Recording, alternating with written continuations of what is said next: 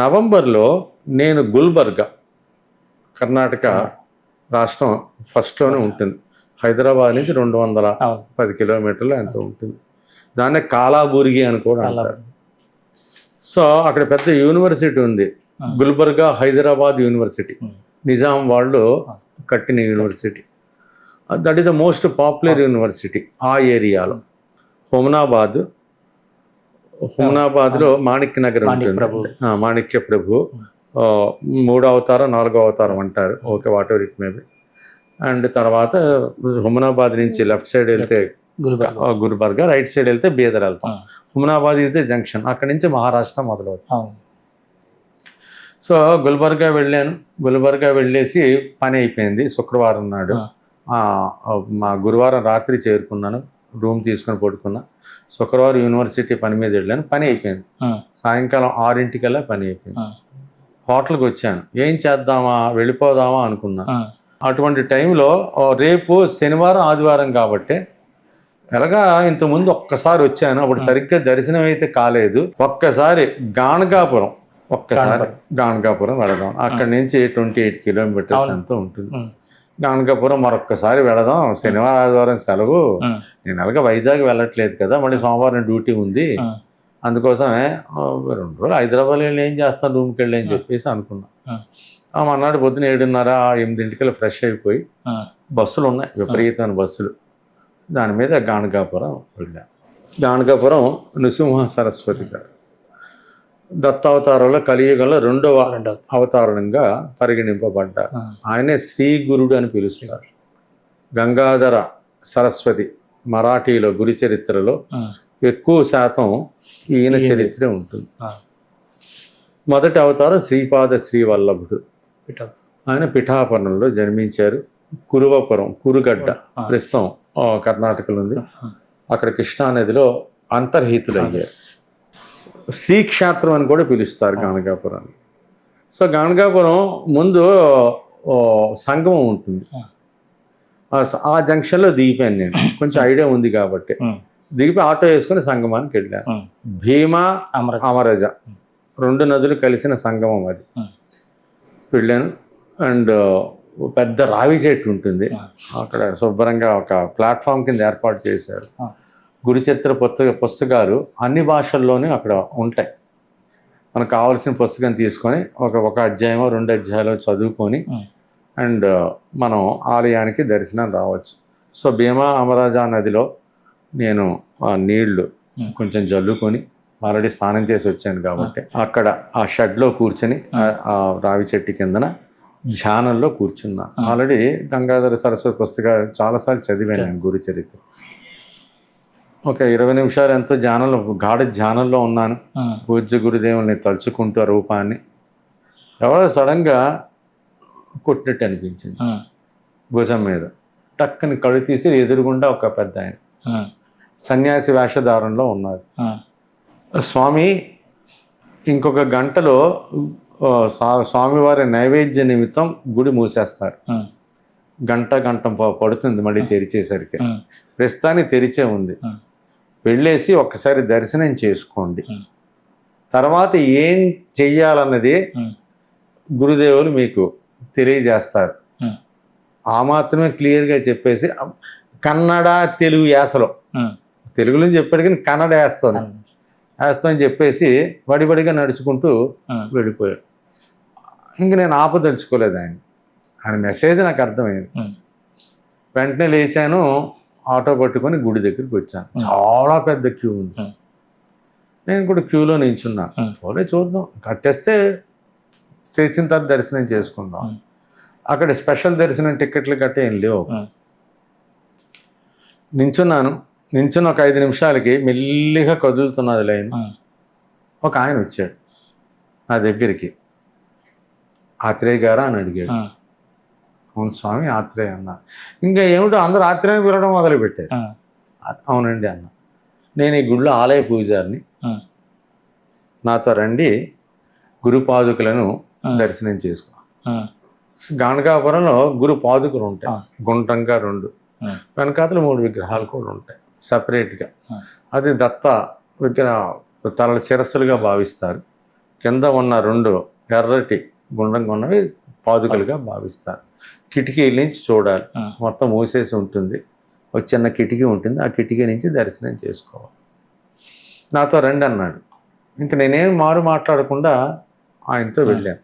లోపల దాకా తీసుకెళ్ళి దగ్గరుండి బ్రహ్మాండంగా దర్శనం చేయించాడు. ఆల్మోస్ట్ 2 నిమిషాలు కిటికీ దగ్గర ఉండి దర్శనం చేయించాడు. ఆయన్ని దర్శనం చేసుకున్నాను విగ్రహాన్ని.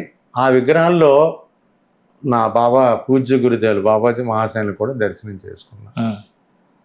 మళ్ళీ ఆయన నాతో పాటు వచ్చి గుడి బయట దాకా తీసుకొని వచ్చాడు. ఒక పొట్లం ఇచ్చాడు నాకు, కారాబాత్ అంటారు, కొంచెం కారంగా ఉన్న అన్నం, పులిహోరలా కాకుండా కారంగా ఉన్న అన్నం, కారాబాత్ అంటారంట. అది ఇచ్చాడు. నా చేతిలో పెడుతూ సోమవారి ప్రసాదం అని చెప్పి చేతిలో పెడుతూ, మీరు అర్జెంటుగా ఇక్కడి దగ్గరే 70 కిలోమీటర్ దూరం ఉంటుంది, అక్కలకోట బయలుదేరి వెళ్ళండి అన్నాడు. అక్కలకోట బయలుదేరి ఇప్పుడే బయలుదేరి వెళ్ళండి అన్నాడు. రోడ్డు మీదకి వెళితే మీకు వ్యాన్లు గట్ట దొరుకుతాయి అన్నాడు. సో మరి రోడ్డు మీదకి వచ్చాను నేను. వచ్చేసరికి అప్పుడే టెంపో ట్రావెలర్స్ 2-3 ఉన్నాయి. ఒకడు అరుస్తున్నాడు, అక్కలకోట అని అరుస్తున్నాడు. చెప్పాను 70 కిలోమీటర్ దూరం ఆయనే చెప్పాడు. చెప్పాను, స్వామి ఏం బయలుదేరతారంటే బయలుదేరిపోతామండి, ఒక 5-6 మంది ఎక్కితే బయలుదేరిపోతాం, మధ్యలో చాలామంది ఎక్కుతారులేండి అన్నాడు. ఇంక నేను మాట్లాడకుండా ఆ కారాబాతు తినేసి ఇంకేం తినకుండా చాలా ఎక్కువ ఇచ్చాడు. తినేసి నీళ్లు తాగి వాటర్ బాటిల్ కొనుక్కొని దాంట్లో కూర్చున్నా టెంపో ట్రావెలర్. ఒక 10 నిమిషాల తర్వాత 7-8 మంది ఎక్కిన తర్వాత బయలుదేరి మొత్తానికి తీసుకెళ్ళి మధ్యలో కొంతమంది దిగారు, చాలామంది ఎక్కారు. మొత్తానికి ఫ్యాన్ అయితే నిండిపోవడం తగ్గడం బాగానే ఉంది. ఇది కర్ణాటక, అది మహారాష్ట్ర. సో మొత్తానికి సాయంకాలం 4:30 ఆ ప్రాంతంలోని చేర్చాడు అక్కలకోట. మందిరాన్ని దగ్గరలోనే స్టాప్ ఉంది, చాలామంది అక్కడే దిగిపోతారు. వాడు బస్ స్టాండ్ దాకా వెళ్ళొచ్చు కానీ అక్కడే నేను అడిగాను, ఫస్ట్ టైం నేను రావడం అక్కలకోట, ఎక్కడంటే ఇక్కడే దిగిపోండి అన్నాడు. మీకు దర్శనం కోసమే కాబట్టి ఇక్కడే దిగిపోండి అన్నాడు. ఇక్కడే దిగిపోయిన తర్వాత చూశాను మందిరం. అప్పుడే ఇంకా తెరవలేదు, ఇంకొక తీస్తామన్నారు ఒక 20 నిమిషాల్లో. సో వెళ్ళి అక్కడ అడిగిన ఎంక్వైరీ చేశాను, ఉండడానికి ఏమైనా ఉందో ఫ్రెష్ అవ్వడానికని. నేను చెప్పాడు, ఎదురుగుండా పాత మందిరం ఉందండి, పాత ఉండడానికి సౌకర్యం ఉంది, ఓల్డ్ బిల్డింగ్ అండ్ బాగానే ఉంటాయి, పెద్ద హాల్ ఉంటుంది, లేదా సపరేట్ రూమ్ కావాలంటే సపరేట్ రూమ్ ఉంటుంది, మీ ఇష్టం ఏదైనా తీసుకోవచ్చు అని చెప్పాడు. అండ్ పెద్ద మందిరం, పెద్ద ఇక్కడ కట్టారు కొంచెం దూరంలో, ఒక 1.5 కిలోమీటర్ దూరంలో చాలా పెద్దది కట్టారు. అక్కడ చాలా వసతి సౌకర్యాలు ఉంటాయి. అండ్ భోజన సదుపాయంగా అన్నప్రసాద వితరణ, నారాయణ సేవ అంతా అక్కడే చేస్తానని చెప్పాడు ఇన్ఫర్మేషన్. పోలే గుడికి దగ్గరగా ఉంటుంది, ముందు దర్శనం చేసేసుకుందాం, ఒక్కడనే కదా అని చెప్పేసి పాత మందిరంలోకి వెళ్ళాను. ఆయన రూమ్ ఇచ్చాడు నాకు. రూమ్ ఉంటే రూమ్ ఇమ్మన్నాను. రూమ్ ఉందండి తీసుకుంటే తీసుకోండి అన్నాను. 200 రూపాయలు అలాగే ఇమ్మన్నాను. సోహం రూమ్లోకి ఆయనే తాళం గట్ట కప్ప ఇచ్చాడు. రూమ్లోకి వెళ్ళాను, స్నానం గట్ట చేసేసి కిందకు వచ్చేసి స్వామి సమర్థ ఆయన 3వ అవతారంగా భావిస్తారు, దత్త అవతారంగా. సో ఆయన విగ్రహం పెట్టారు, మంచి కిరీటం గట్ట చెట్టు కింద. సో బాగా వెలిగిపోతున్నాడు, పెద్ద కష్టమేం కాదు దర్శనం. అండ్ అప్పటికి నేను వెళ్ళిన అక్కలకోటకి, మొన్న మార్చిలో వెళ్ళిన అక్కలకోటకి తేడా ఉంది, బాగా డెవలప్ అయిపోయింది. అయినా సరే అక్కడ డబ్బులు వసూలు చేయడాలు, దర్శనాలు మన ఆంధ్రాలో ఉన్నాయి తప్ప అక్కడ స్పెషల్ దర్శనాలు ఏమీ లేవు. ఈజీగా అయిపోతుంది దర్శనం. మరీ బిజీగా ఉంటే ముఖ దర్శనం కూడా అయిపోతుంది. చాలా గుళ్ళల్లో ముఖ దర్శనం చేసుకుని చాలా మంది వెళ్ళిపోతారు. ఆఫీస్ పని నుండి వచ్చిన వాడు ఒక చిన్న కిటికీ లాగా ఉంటుంది, అది ఈజీగా అయిపోయి ముఖాన్ని దర్శనం చేసుకుని వెళ్ళిపోవచ్చు. సో వెళ్ళాను, బాగానే దర్శనం జరిగింది, చాలా బ్రహ్మాండంగా జరిగింది. ఓ మూల కూర్చొని ఒక 1/2 గంట సేపు ధ్యానం చేసుకున్నాను అక్కలకోట మహారాజుని. ఆయనే స్వామి సమర్థ అని కూడా అంటారు. అక్కలకోట ఒకప్పుడు రాజులు పాలించేవారు, చిన్న కోట కూడా ఉంది అక్కడ. సో ఆయన కోటలో కూడా చాలా కాలం ఉన్నారు. ఆయన ఎక్కడ ఉంటారో ఆయన తెలియదు, నాకు తెలిసి ఆయన చరిత్ర చదివాను. 6.5 అడుగులు పొడవు, టోపీ పెట్టుకొని ఉంటాడు, గోచి కట్టుకొని ఉంటాడు. సో గంభీరమైన శరీరం, గంభీరమైన వర్చస్సు, ఆయన పూర్తిగా అవధూత లక్షణాలతో కూడుకున్న వ్యక్తిగా కనబడతాడు. సో ఆయన చరిత్ర కూడా చదవడం జరిగింది. సో ఆయన ధ్యానం చేసుకున్నాను. ధ్యానం చేసినప్పుడల్లా ఏ గురువుని చూసినా సరే పూజ్య గురుదులు బాబాజీ మహాశయులే దర్శనమిచ్చారు. తర్వాత 2012 ఆయన ఫస్ట్ టైం ఎన్కౌంటర్ అయిన తర్వాత ఏ గుడికి వెళ్ళినా సరే ఆయనే కనబడేవారు విగ్రహంలో. అది నా భావన అనుకోవచ్చు.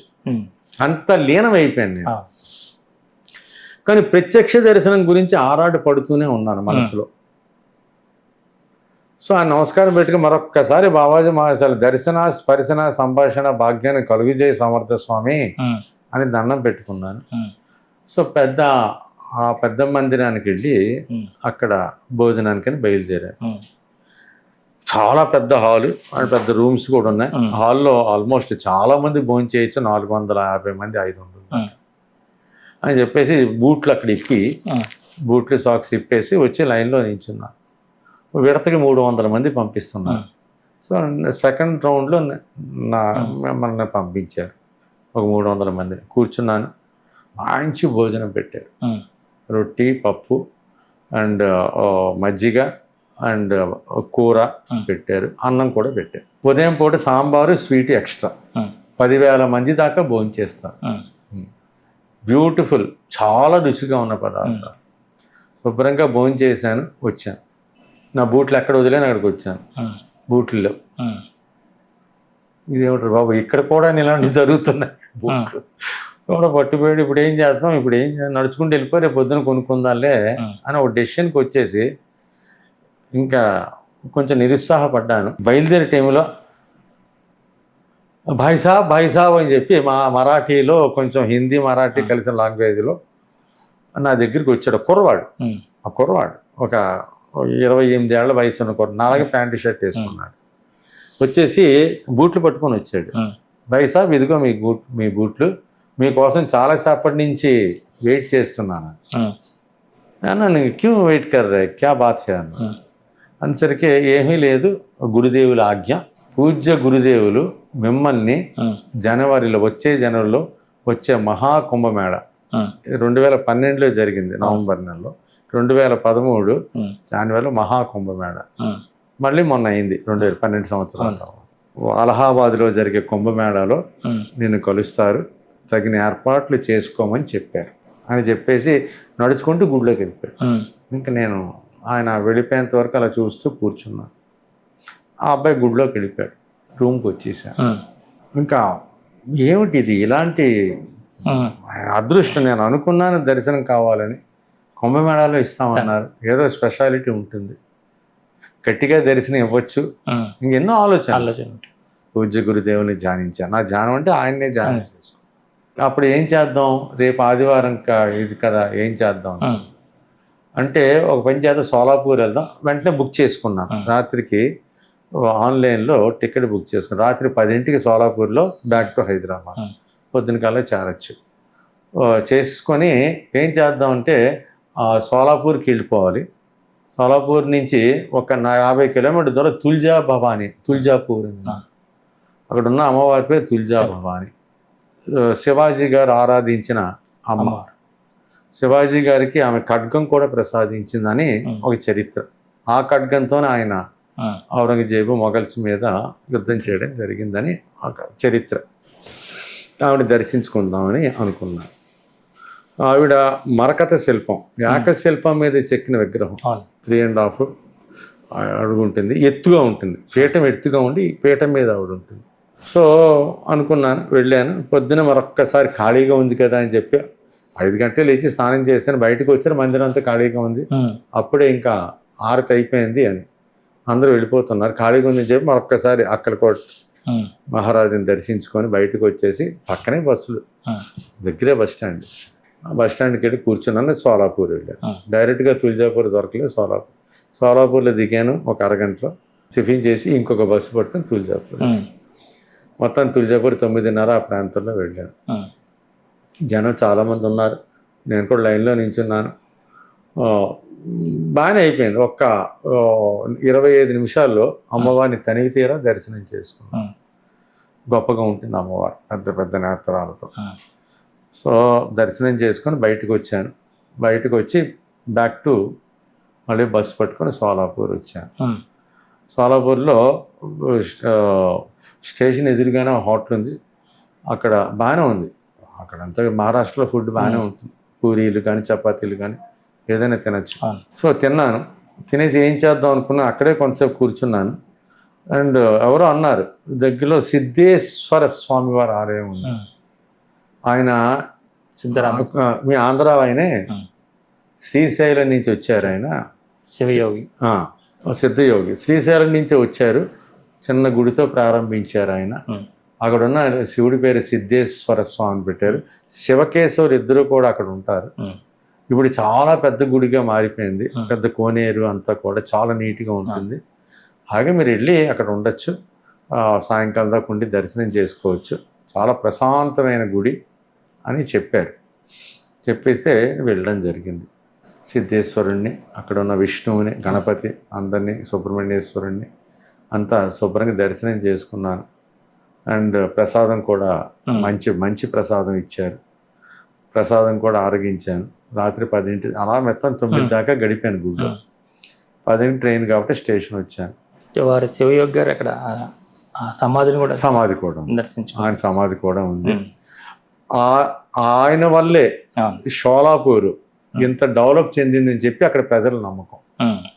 వాడు చాలా మంది కంపల్సరీగా వెళతారు. ప్రతి 10 రోజులకు 15 రోజులకు ఏ పండుగ వచ్చినా ఈ గుడికి వెళ్తూ ఉంటారు. లోకల్లోనే, స్టేషన్ నుంచి 2 కిలోమీటర్లు 3 కిలోమీటర్లు. సో చాలా వెళ్తుంటారు. ఆయన వల్లే షోలాపూర్ దుప్పట్లు కానీ, నూలు పరిశ్రమ అండ్ వస్త్ర టెక్స్టైల్స్, ఈ దుప్పట్లు ఇప్పుడు అన్ని రకాలు దొరుకుతున్నాయి. చీరలు కానీ పూర్వం ఎక్కువగా దుప్పట్లు, షోలాపూర్ దుప్పట్లు అని అందరింట్లో ఉండేవి. ఇప్పుడు అన్ని రకాలుగా దొరుకుతున్నాయి. పత్తి పంటకి ఫేమస్, బాగా పత్తి పండించేవారు. సో ఇవన్నీ కూడా విషయాలన్నీ తెలుసుకొని మళ్ళీ స్టేషన్ రావడం జరిగింది. నా ట్రైన్ పడుకున్నాను.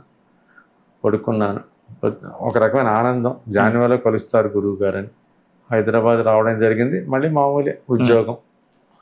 సో ఎనీవే ఇంకా 2 టైం ఉందని చెప్పేసి అండ్ చూస్తూనే ఉన్నాను టికెట్లు. ఇంకా టికెట్ కూడా బుక్ చేసేసుకున్నాను.